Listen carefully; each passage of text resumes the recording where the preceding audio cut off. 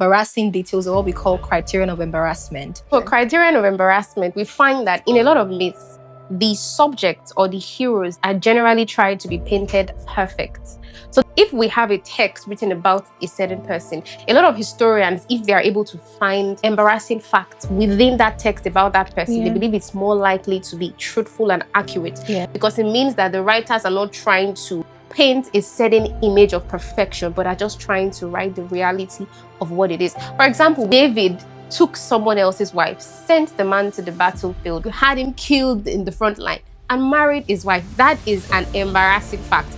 But it wasn't hidden, it was still kept within the text, meaning that the writers of those texts were just concerned about passing down the message, whether it's embarrassing or it's not embarrassing. For example, a Jesus in the temple got angry. A holy person, God righteous, got angry and started throwing traders out of the temple.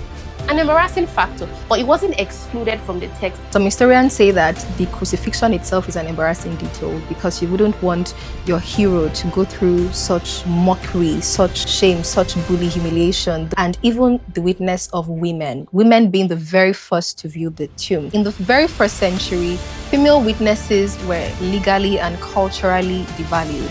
So if the disciples were trying to fabricate a story, they would use male witnesses, that if men were the first to see the empty tomb of Jesus. And it's an embarrassing detail in ancient history. These people were not trying to create or pass down a certain perspective or image. They were just trying to write down the truth of the person that they interacted with.